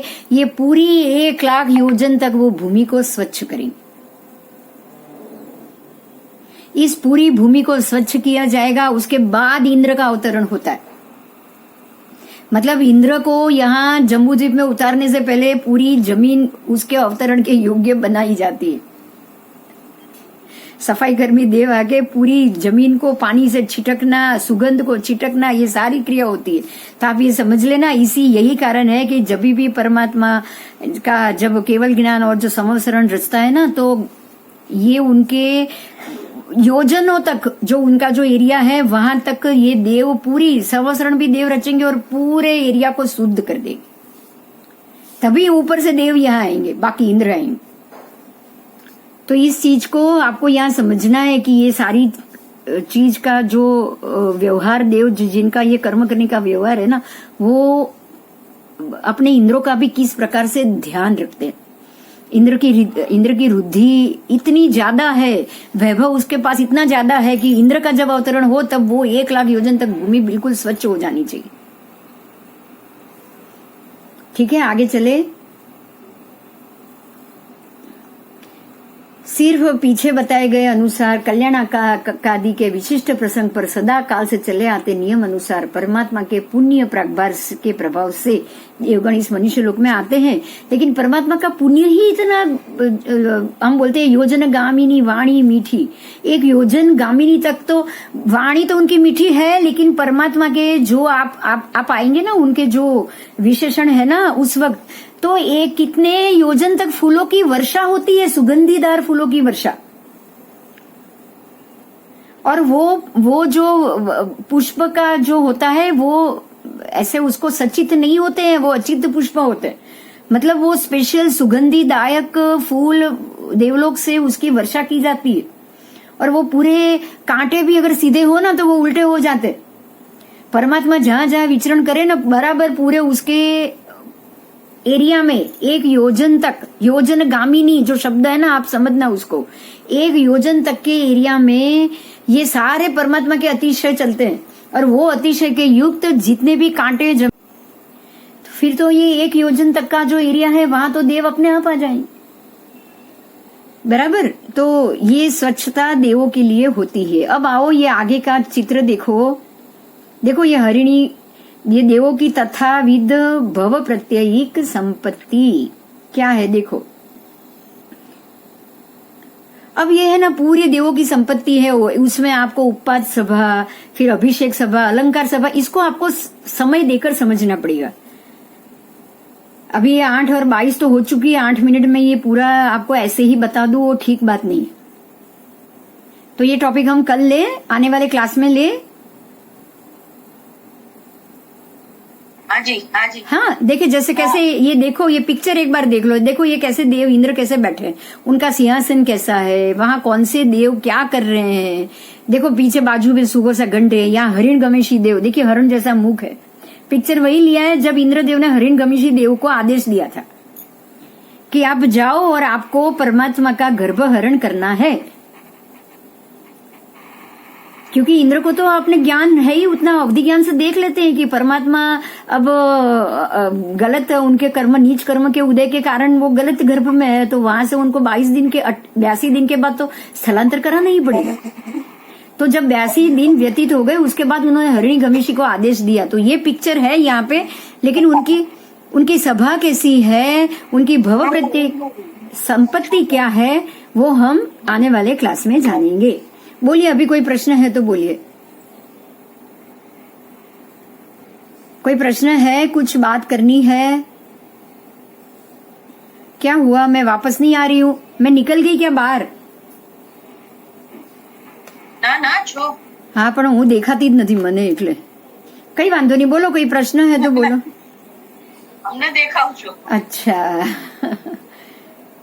હા હવે આવી, બોલો બોલો, કોઈ પ્રશ્ન છે? हाँ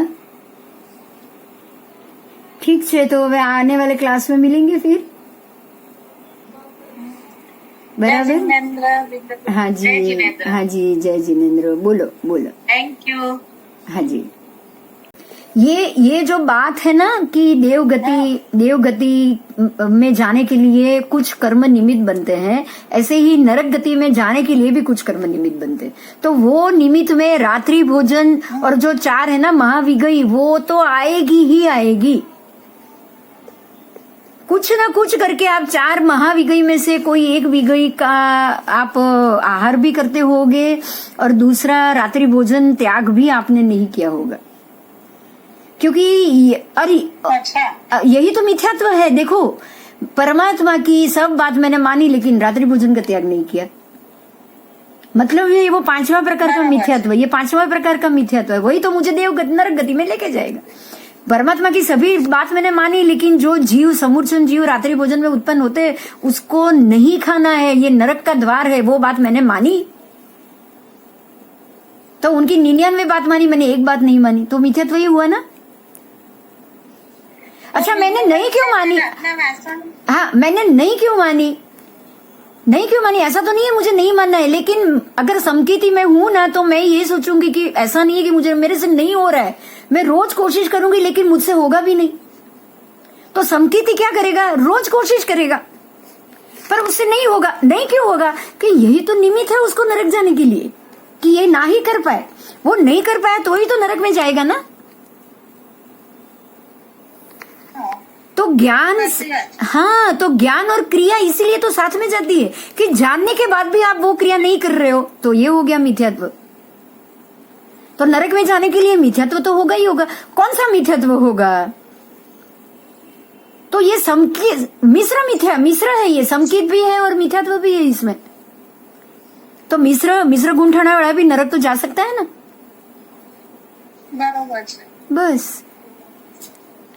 તો પછી આ ભગવાને એમ કીધું છે કે આપણા એઠા વાસણ છે હા, એ રહ્યા એ 48 મિનિટ પહેલા કરી લેવાના। હવે આપણને એ તો મારાથી નથી થતું ઘણી વાર, हाँ, તો પછી और वो तो समूर्छन जीव होंगे, उसमें तो समूर्छिम उत्पन्न होंगे। हाँ ये तो त्रस होते हैं इसमें। तो आपने जो आहार में रात को खाया वो तो त्रस जीव मरते हैं, उसमें तो पंचेंद्रिय भी आ जाएंगे। अच्छा, हाँ, उसमें तो पंचेंद्रिय भी आ जाएंगे, क्योंकि रात के टाइम पे आपने चूल्हा जलाया तो कितने रात में तो सारे जीव, छोटे से मच्छर माखी वो तो सारे मर ही गए ना, गैस के कारण, आग के कारण और उसके कारण कीड़ी, उसकी जैना कहाँ से होगी? બીજાના કારણે તો કરવું પડે છે। भाई वो कुछ भी नहीं है। आप दूसरे के कारण से करो या अपने कारण से करो, किया है ना, बस भुगतो, किया है तो भुगतो, सीधी बात। और यही कारण है कि जो व्यक्ति चरम भवी होता है या ये होता है ना, वो ये अंतिम भव में साधना करेगा, मतलब कुछ दिन दीक्षा होगी, उसके कुछ साल तक, तब तो वो करेगा नहीं ये सारा, तब तो ये करेगा नहीं। बस, तो फिर वो अपने आप वो उतने साल में ही उसका जो किया है ना वो सारा खत्म हो जाएगा। समकीति का किया हुआ उतना, हाँ बस, समकीति का उतारने में वो संजयवलन रूप में चला जाता है कषाय। वो अनंतानु कभी नहीं होता, समकीति का अनंतानु कभी नहीं होता। इसलिए अनंतानु का उदय आपको नरक में ले जाए ना, वैसे मिथ्यात्व का उदय भी नरक में ले जाए। तो मिथ्यात्व कौन सा? तो भगवान की मैंने 100 बात मानी, लेकिन मैं खुद मेरी बात करूं, मेरे से चौव्यार नहीं होता है, मैंने उनकी ये बात नहीं मानी। तो ये बात नहीं मानी ना, वो चौव्यार नहीं कर रही हूं ना, वो ही निमित्त बनेगा मेरे नरक में जाने की।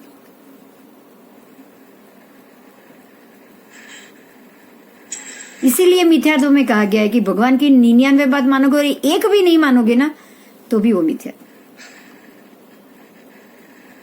અચ્છા, હવે આ બધા એમ કહે કે અમારે તો મહાવિદ્યામાં જવું છે, સિમંદર સ્વામી પાસે જવું છે, એવું જ માંગે બધા। તમને કયો ભાવ જોઈએ? તો કે હવે મહાવિદ્યામાં જ જવું છે, સિમંદર સ્વામી પાસે જ જવું છે। आपने इच्छा की है ना, आप इतनी जितनी ज्यादा तीव्रता से इच्छा करोगे ना, तो इच्छा करना भी तो कर्म है, सोचना भी तो मन से आपने कर्म बांध दिया, मन से शुभ कर्म बांध दिया कि मुझे तो महाविद्या जाके सिमंदर स्वामी के दर्शन करने और उनसे हाथ दीक्षा लेके मुझे मरना है। आपने शुभ कर्म बांधा, तो वो शुभ कर्म जब उदय में आए, उदय में तो आएगा ही, कोई भी कर्म बांधोगे उदय में आएगा, कर्म जो भी बांधो उदय में आएगा। तो आपने अगर ये कर्म के रूप में बांधा तो जरूर उदय में आएगा। तो ऐसी तो इच्छा करनी है ना, शुभ कर्म की तो इच्छा करनी ही करनी। પણ એવી ઈચ્છા કરવી જોઈએ કે ના હું તો પાછી ભરતમાં જાઉં તો વધારે સારું, તો જલ્દી મોક્ષ થાય। आपको आपको आपको वापस भरत में आना है और जल्दी मोक्ष करना है, तो मोक्ष तो जल्दी नहीं होगा। मोक्ष जल्दी इच्छा करने से नहीं होता है। मोक्ष जल्दी इच्छा करने से नहीं होता है। क्यों क्यों पता है? मोक्ष मोक्ष में क्या है? कर्म खत्म होने चाहिए। कर्म खत्म हो तो ही मोक्ष है। पर पुण्य की इच्छा तो आप कर सकते हो, क्योंकि उससे तो कर्म बनता है। तो कर्म बंद की इच्छा आप कर सकते हो, आपकी इच्छा पूरी हो सकती है कर्म बंद की, फिर वो शुभ हो या अशुभ हो। लेकिन कर्म त्यागना है, वो इच्छा करने से त्याग जाएंगे ना, वो भोगने से ही होगा। મારું એમ કેવું છે કેટલા વર્ષો પછી હવે ભગવાન અહીંયા આગળ જન્મશે। हाँ, अरे तो यही सोचो कि अगर भरत में आने की इच्छा रखी ना, तो आप तो यहाँ छठे आरे में आओगे, पांचवे के अंत में आओगे, छठे में आओगे, तो क्या करोगे? कहाँ परमात्मा मिलने वाले? નહીં આપણે જેમ મહાવિદ્યમાં ભગવાન પાસે જવાની ઈચ્છા કરીએ એમ ભરતમાં ભગવાન પાસે આવવાની ઈચ્છા કરીએ તો आपको इतनी इच्छा क्यों करनी है? जो भी मोक्षार्थ है ना, उसको तो जितनी हो सके जल्दी मोक्ष। अरे कोई भी भगवान के पास जाओ, ऊपर तो आप सारे भरत के भी भगवान के साथ रहोगे। નહીં એટલે સિમંદર સ્વામીનો समय एवी एवी ऐसी इच्छा ही नहीं करनी है। मोक्ष की इच्छा બધા એવું કહેતા હોય છે ને, બધા એવું જ બોલતા હોય છે। नहीं नहीं नहीं नहीं, क्यों क्यों उसका उसको उसको आपको बोलना भी है तो कैसे बोलना है पता है? कि मुझे भरत या ऐरावत छोड़ो, अगर महाविद्या में भी जन्म मिल जाए ना अगला तो भी चलेगा, क्योंकि मैं भटकना ही नहीं चाहता, मुझे ज्यादा भटकना ही नहीं। अगर आपने ये सोच लिया कि भाई मैं तो भरत में ही आके मेरे को मोक्ष चाहिए, चाहे भगवान हो तब, तो आपने तो ऐसे वही वापस लाख वर्ष ज्यादा मांग लिया। हाँ तो वो लाख वर्ष मांगने में कहीं मति भ्रष्ट हुई या कहीं और कुछ अलग ज्यादा कर्म का बंद हो गया तो करोगे क्या? भरत में आके वही उस वक्त आपने भरत के प्रति लगाव रखा है, आप भरत में ही बार बार आए, तो भरत में बाकी के लाख वर्ष कैसे होने वाले? आप तो वापस कर्म बांधोगे, अशुभ कर्म। ऐसा सोचना ही नहीं है। मोक्ष के गमन वाला व्यक्ति अपने कोई इच्छा ही नहीं रखेगा। पहली बात ये, उसको इच्छा ही नहीं है। मोक्ष जाने वाले को एक ही चाहिए। હું તો જેટલાની પાસે સાંભળું બધા શું કે મારે મહાવિદ્યામાં જન્મ લેવો છે અને સિમંદર સ્વામી પાસે दीक्षा લઈને મોક્ષ। वो यही सोच रहे कि मैं अगले ही भव में मोक्ष हो जाऊं, इसीलिए वो बोल रहे कि मैं अभी सीधा अगले भव में महाविद्या जाऊंगा, क्योंकि मोक्ष जाने के लिए तो महाविद्या ही जाना पड़ेगा। अगले भव में किसी को मोक्ष चाहिए तो, अगर मैं ये सोचूं कि मुझे अगले ही भव में मोक्ष है तो मुझे महाविद्या ही जाना पड़ेगा, और तो कहीं मैं जा नहीं पाऊं यहाँ से। तो इसीलिए वो ऐसा बोल रहे। तो ये बोलो, जरूर बोलो कि मुझे ज्यादा भव ही नहीं चाहिए, आप अगले ही भव मुझे मोक्ष दे दो बस, मुझे तो तीसरा भी भव नहीं चाहिए। अच्छा अच्छा हाँ, એટલે મને તો એવું કઈ સમજ જ નથી પડતી કે મારે શું કરવું, એટલે नहीं हमें बस एक ही भगवान, अभी जितनी भी भोगावली बाकी है सारा खत्म कर, अब मुझे कोई भव नहीं। બસ મારા કર્મો બધા જલ્દી ખપી જાય, बस बस હું बस આગળ વધું। आज वही आया कि सच्चा सुख चाहिए जो हमेशा रहे। वो अभी शिव महल मरुआ मणन तो बराबर याद रह जाएंगे।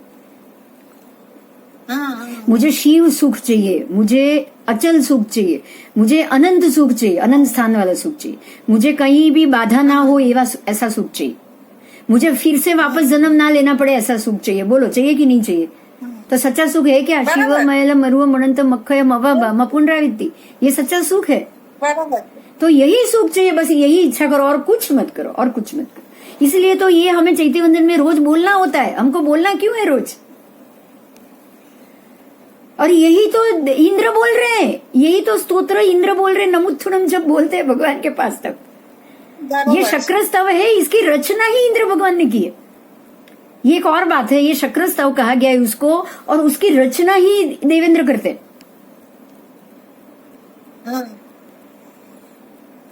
क्योंकि उनको भी यही सुख चाहिए। वो इंद्र तो बने लेकिन उनको ये सुख चाहिए, બરોબર। क्योंकि इंद्र तो देखते हैं, उनको तो पूरा व्यवहार संभालना है देवलोक का, उसको तो पता ही है कि कौन से देव कहाँ पे क्या तकलीफ भोग रहे, उनको तो पता ही है। બરાબર હા, બરોબર છે. ચાલો હા બતાવો હવે. ચલો Thank you. મજા આવે છે ને દેવલોકમાં? મજા દેવલોકમાં મજા આવે છે ને એમ તમે પૂછે છે. લોકો- હા, મને તો બહુ ઈચ્છા જ હતી, કઉ છું ને. जय जिनेन्द्र। अब अगली क्लास में मिलेंगे बुधवार को। जय जिनेन्द्र।